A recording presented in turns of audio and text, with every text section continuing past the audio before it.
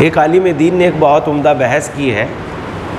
وہ کہتے ہیں کہ ہر چیز جس کو جیسا خلق کیا گیا ہے اس میں ویسی صفت پائی جاتی ہے. مثلا جیسے پتھر ہے تو پتھر میں پتھر پن ہونا پایا جاتا ہے. اگر پتھر میں سختی نہ ہو تو اسے کوئی پتھر کہنے کے لیے تیار نہیں ہو سکتا. ہاتھی ہے اس میں ہاتھی پن پایا جاتا ہے. چیتا ہے چیتا پن اس میں پایا جاتا ہے. بجو ہے اس میں بجو پن پایا جاتا ہے. جس چیز کو جیسا خلق کیا ہے اس میں ویسا پن پایا جاتا ہے. لیکن انسان ہے ان میں انسانیت کا پن کم پایا جاتا ہے اور حیوانیت اور ابلیسیت کا پن زیادہ پایا جاتا ہے. انسانیت کے پن پہ انسان کو انسانیت کا پن اس میں پایا جانا چاہیے تھا، لیکن انسان میں انسانیت کا پن کم پایا جاتا ہے اور حیوانیت کی طرف، بے ایمانی کی طرف، غلط چیزوں کی طرف. یہاں تک کہ قرآن نے صاف لفظوں میں کہا قلیل من عبادی الشکور، تھوڑے سے بندے ہیں جو میرا شکر کرتے ہیں. تھوڑے سے بندے، سب نہیں، زیادہ نہیں، بلکہ اکثر کے لیے تو کہا اکثرهم الجاہلون، اکثرهم الفاسقون، اکثرهم لا یعلمون. بہت ساری آیت ہے قرآن مجید میں ایسی، اکثریت ان کی جاہل ہے، اکثریت جانتی نہیں ہے، اکثریت ان کی شریر ہے، اکثریت مثلا بے علم ہے، جاہل ہے. اس طریقے سے قرآن مجید نے بہت ساری باتیں کی ہیں. اچھا، جاننا کیا ہے؟ جاننا یہ ہے کہ واقعاً جو میں کہہ رہا ہوں، جو میں سن رہا ہوں، جو میں کر رہا ہوں، ان دونوں باتوں کا تعلق علم اور عمل سے واقعاً ویسا ہی ہے جیسا شریعت چاہتی ہے. مثلا ایک یہ چھوٹی سی مسکراہٹ جو اللہ نے مجھے دی ہے، یہ بہت عمدہ چیز ہے، لیکن اس میں بھی بہت ساری چیزیں پائی جاتی ہیں.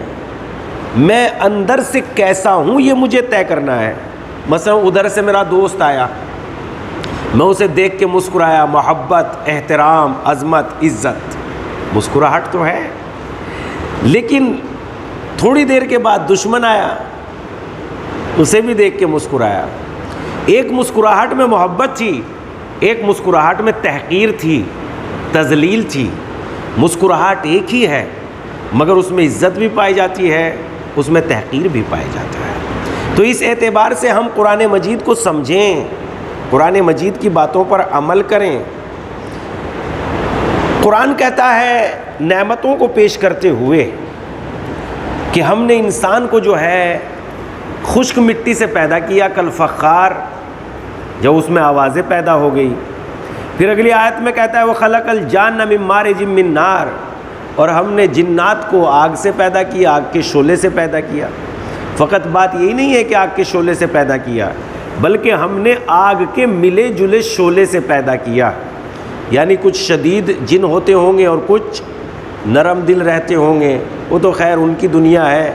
لیکن یہ قرآن مجید سے ثابت ہے کہ جن کسی کو دکھائی نہیں دیتے. دکھائی دینا جہاں قرآن سے ثابت ہے، نہ دکھائی دینا، تو وہاں کسی پہ آنا کیسے ثابت ہو جائے گا؟ جب دکھائی ہی نہیں دیتے تو آ کیسے سکتے ہیں؟ بہت سے لوگ ایکٹنگ کرتے ہیں اس پہ جنوں کا اثر ہے، جھوٹ بولتے ہیں، غلط بولتے ہیں. قرآن مجید میں سورہ مبارکہ جن ہے، اس کی تفسیر آپ پڑھیے. پیغمبر اسلام کہیں سے گزر رہے تھے، کسی راستے سے درخت کے نیچے بیٹھے ہوئے قرآن مجید کی تلاوت کر رہے تھے. ادھر سے ایک جنات کا جھنڈ گزرا، ٹولی گزری، گروہ گزرا. وہ لوگ بھی پیغمبر اسلام کو دکھائی نہیں دیے. قرآن نے خود کہا ہے انہوں نے پیغمبر اسلام کی قرآن کی تلاوت سنی تو اپنی قوم میں گئے، اور جانے کے بعد انہوں نے کہا ہم نے اس طریقے سے قرآن سنا ہے اور اس قول کی تصدیق کرتے ہیں اور ہم ان پر ایمان لے آئے. جب پیغمبر کو نہیں دکھائی دیے تو آپ کو کیا دکھائی دیں گے یار، یا مجھے کیا دکھائی دیں گے؟ اب بہت سے لوگوں پہ سواری آ جاتی ہے، بہت سے لوگ تو ایکٹنگ کرتے ہیں کہ ان پہ جناب عباس کی سواری آ گئی، جھوٹ بولتے ہیں. بہت ساری باتیں ہیں، ان تقریروں میں سے میری کلپ نکلنی چاہیے اور اس کو عام کرنا چاہیے. جیسے مثلا وہ جملہ تھا کہ جو علی دنیا کی دولت کا 1 درہم بغیر حساب کے نہیں دے سکتے، وہ علی جنت کو بغیر حساب کے کیسے دے دیں گے؟ اور میں نے اس کے سلسلے میں بہت ساری دلیلیں پیش کی تھی کہ امام علی کی نگاہ میں یہ دنیا کیسی ہے، کتنی بے اوقات ہے، کتنی کم قیمت ہے۔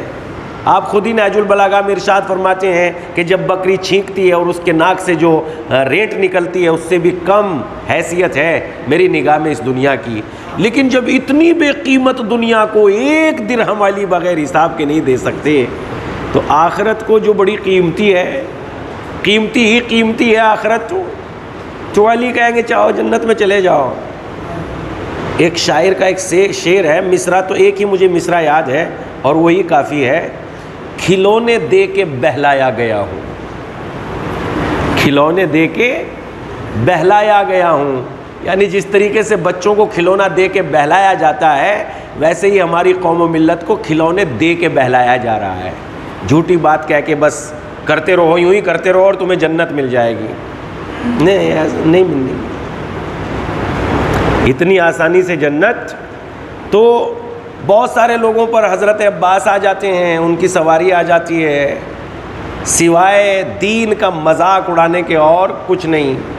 بہت سارے لوگوں کو خواب میں آ جاتا ہے کہ وہ بی بی کا روزہ بنا رہے ہیں، سوائے پیسے اکٹھے کرنے کے اور کوئی بات ہی نہیں ہے۔ کیوں ایسا کر رہے ہیں؟ مثلا ایک جگہ کی بات ہے ادھر کی یو پی کی، حضرت عباس علیہ السلام کا تو روزہ بنا ہی ہوا ہے اور اس کے بعد جو ہے اسی کے برابر میں جناب زینب سلام اللہ علیہا کا روزہ بھی بن گیا۔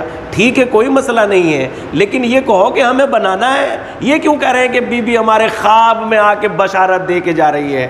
کیوں غلط بیانی سے کام لے رہے؟ نہیں، ایسا نہیں ہونا چاہیے، دین کے ساتھ ایسا کھلواڑ نہیں ہونا چاہیے۔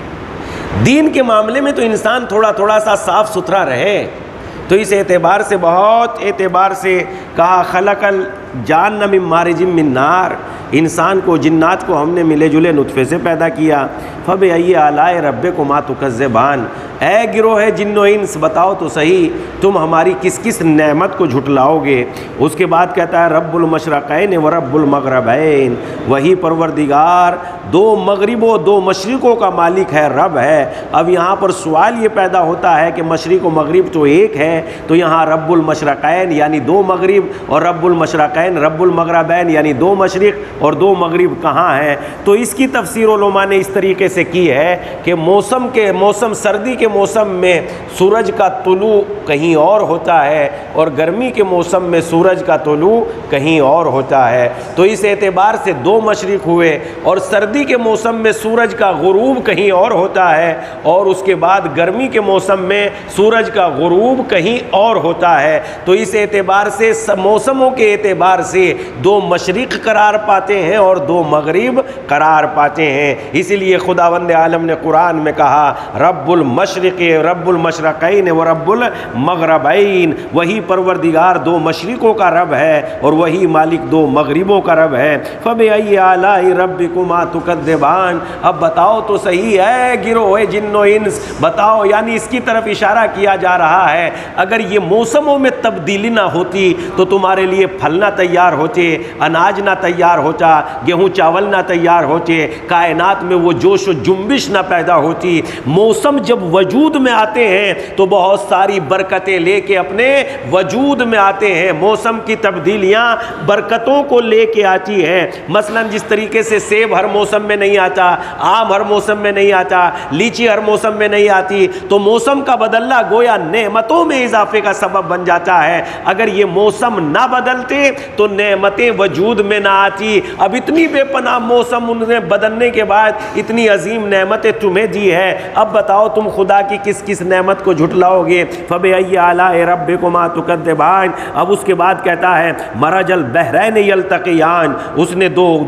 نزدیک سمندر قرار دیے ہیں، اور اس کے بعد بینہما برزخ لا یبغیان، اور اس میں پروردگار عالم نے برزخ قرار دیا ہے، یعنی یہ دونوں آپس میں ملتے نہیں ہیں۔ پھر اس کے بعد کہتا ہے فبأي آلاء ربكما تكذبان، بتاؤ تو صحیح تم کس کس نعمتوں کو جھٹلاؤ گے؟ یخرج منہما منہما لولو والمرجان، اور اسی کے ذریعے انہی سمندروں کے ذریعے لولو و مرجان نکلتے ہیں. فبأي آلاء ربكما تكذبان، بتاؤ تو صحیح تم اپنے پروردگار کی کس کس نعمت کو جھٹلاؤ گے. یہاں پر جو یہ کہا ہے بینہما، دو سمندر قرار دیے ہیں، یہ اس بات کی طرف اشارہ ہے کہ جب ہماری برسات ہوتی ہے ندی اور نالے سب کے سب ندی اور نالے سمندر میں جا کے گر جاتے ہیں اور ان سب کا تعلق سمندر سے ہی ہے.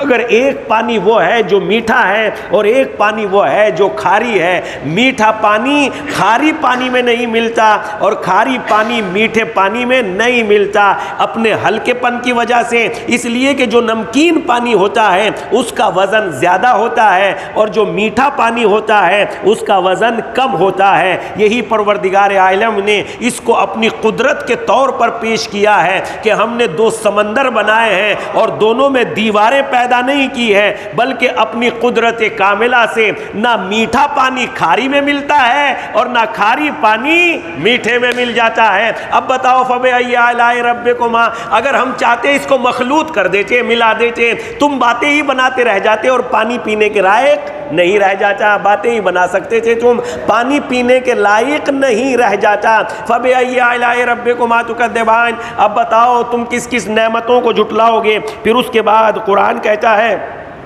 لولو یخرج اور یخرج منہما لولو والمرجان، اور اسی کے ذریعے سے لولو کہتے ہیں اس عظیم موتی کو جو صدف کے اندر پایا جاتا ہے، اور اس کے ذریعے سے بے پناہ طب کی کتابوں میں جب ہم جاتے ہیں تو بے پناہ اس سے علاج کیے جاتے ہیں. یہ تنہا خوبصورتی کا سامان نہیں ہے، بلکہ اس میں دل کی قوت کا مرض پایا جاتا ہے. دل کمزور ہو جائے، جگر خراب ہو جائے، خون میں گرمی پیدا ہو جائے، اسی لولو کے ذریعے سے پروردگار عالم نے بہت ساری چیزیں پیدا کی ہیں. اور اس کے بعد مرجان کی طرف آتا ہے تو مرجان جو سرخ ہوتا ہے وہ بہت زیادہ قیمتی ہوتا ہے، ورنہ جو سفید ہوتا ہے وہ کوئی قیمتی زیادہ قیمت نہیں رکھتا. اور سیاہ مرجان بھی ہوتا ہے. ہم یہ سمجھتے تھے کہ یہ کوئی پتھر ہے، جبکہ یہ کوئی موتی ہے. یہ کوئی موتی نہیں ہے، بلکہ جس پتھروں پر جو ہے سمندروں کی جھاگ جم جاتی ہے اس پر جیسے تازہ درختوں کی ٹہنیاں ہوتی ہیں، ویسی خداوند عالم مرجان پیدا کر دیتا ہے. اور یہ انسان کے لیے مثلاً مرگی کے مرض میں مرجان بہت زیادہ مفید ہوتا ہے. تو اب یہاں پر چونکہ تمہاری بیماریوں کا علاج پروردگار عالم نے سمندروں میں رکھ دیا ہے، تو پھر قرآن کہتا ہے فبأي آلاء ربكما تكذبان، بتاؤ تو صحیح تم اپنے پروردگار کی کس کس نعمتوں کو جھٹلاؤ گے. اور اس کے بعد اب کہتا ہے اپنی قدرت کی طرف اشارہ کرتے ہوئے لہ الجوار المنشآت فی البحر کالانعام، اور اسی کے لیے وہ کشتیاں جو پہاڑوں کے مانند ہے اسی سمندروں میں تیرتی ہوئی پانی کو چیرتی ہوئی. ذرا غور کرے کتنے ہزاروں ٹن یہ پانی کے جہاز اٹھا کے وزن چلتے ہیں اور ڈوبتے نہیں. اب یہاں پر یہ کہتے ہیں مفسرین کہ پانی کو قدرت نے ایسا بنایا ہے کہ اگر نوکیلی چیز اس میں ڈالی جائے گی تو ڈوب جائے گی، اور اگر اس طریقے سے فلیش چیزوں کو رکھا جائے گا تو وہ نہیں ڈوبے گی. یہ پانی میں خاصیت کس نے پیدا کی ہے ذرا بتاؤ تو صحیح. یہ اسی پروردگار عالم نے پانی میں خاصیت پیدا کی ہے. اب بتاؤ جو سمندروں میں اتنی طاقت پیدا کر دے اور تمہاری روزی و روٹی کا سبب قرار دے دے، اسی میں یہ کشتیاں بہتی ہیں اور پہاڑوں سے بات کرتی ہوئی اتنی بلند و بالا کشتیاں ہوتی ہیں کہ پہاڑوں کے برابر دکھائی دیتی ہیں. یہ پانی میں خاصیت کس نے رکھی ہے؟ تم نے رکھی ہے کہ اس مالک نے رکھی ہے؟ اگر وہ مالک یہ خاصیت نہ رکھتا تو تم یہ باب پناہ کشتیاں چلا سکتے تھے. اس کے بعد قرآن کہتا ہے فبأي آلاء ربكما تكذبان، اب بتاؤ تو صحیح اپنے پروردگار کی. یہاں تک کہ جب ہوا کی بھی بات کرتا ہے قرآن دوسرے سوروں میں تو یہاں تک ہوا کو کہتا ہے ہوا میں اتنی طاقت خداوند عالم نے رکھ دی کہ ہوائی جہاز ہوا کے ذریعے اڑ کے ہوا کے دوش پہ سوار ہو کے. یہ اثر ہوا میں کس نے رکھا ہے؟ قدرت نے ہی تو رکھا ہے. قدرت نے ادھر پانی میں اثر رکھا، ادھر ہوا میں اثر رکھا. بتاؤ تو صحیح فبأي آلاء ربكما تكذبان، تم اپنے پروردگار کی کس کس نعمت کو جھٹلاؤ گے، انکار کرو گے؟ کس کس نعمت کا انکار کرو گے؟ پانی میں یہ اثر تم نے رکھا، ہوا میں یہ اثر تم نے رکھا، لولو و مرجان تم نے پیدا کیے، جنوں کو ملے جلے شعلوں سے تم نے پیدا کیا، انسان کو مٹی سے کس نے بنایا؟ فَبِأَيِّ آلَاءِ رَبِّكُمَا تُكَذِّبَانِ۔ پروردگارہ تجھے واسطہ محمد و آل محمد کا، ہماری اس مختصر سی عبادت کو قبول فرما۔ پروردگارہ ہمیں شعور عنایت کر دے کہ ہمیں کیا کرنا ہے کیا نہیں کرنا، قسم خدا کی یہ ہمیں شعور دے دے کہ ہمیں کیا کرنا ہے کیا نہیں کرنا۔ آپ میرے ساتھ تھوڑا سا رہیں، ہندوستان میں 4 لوگوں کی جگہ ہے اور 400 لوگوں کے لیے مسجد بنی ہوئی ہے، اور بہت ساری جگہیں ایسی ہیں 4000 کی بستی ہے اور مسجد چھوٹی ہے۔ کیا یہ عقل مندی کے کام ہے؟ کیا شیعوں کو، کیا علی کے چاہنے والوں کو اتنا ہی ایسا ہی ہونا چاہیے؟ جب وہاں چھوٹی سی تعداد ہے تو چھوٹی مسجد کافی تھی، جہاں بڑی تعداد ہے وہاں بڑی مسجد بننی چاہیے تھی، مگر ایسا نہیں ہوتا۔ فالتو کی چیزیں زیادہ وجود میں آ جاتی ہیں اور برباد ہوتی رہتی ہے سال ہا سال، اور ان کا کوئی پرسان حال بھی نہیں ہوتا۔ کیا ایسا ہی ہونا چاہیے تھا؟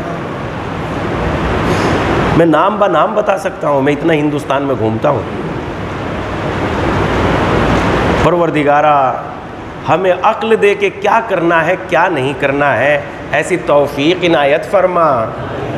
پروردگارہ کہیں ایسا نہ ہو کہ ہمارے ہاتھوں سے اللہ اور رسول کا مال غلط استعمال ہو جائے، میرے مالک اس غلطی سے ہمیں محفوظ فرما۔ پروردگارہ جب تک زندہ رہیں دین کی خدمت کرتے رہیں، عقل و فکر کی روشنی میں دین کی خدمت کریں، ایسی توفیق عنایت فرما۔ پروردگارہ تجھے واسطہ محمد و آل محمد کا، ہمارے آقا و مولا کے ظہور میں تعجیل فرما، ہمیں ان کے اعوان و انصار میں شمار فرما۔ ربنا تقبل منا انک انت السمیع العلیم۔ آپ حضرات سے گزارش ہے ایک مرتبہ سورہ حمد اور 3 مرتبہ سورہ توحید کی تلاوت فرما کر کل مومن مومنات کی ارواح کو ایصال فرما دیجئے۔ بسم اللہ الرحمن الرحیم۔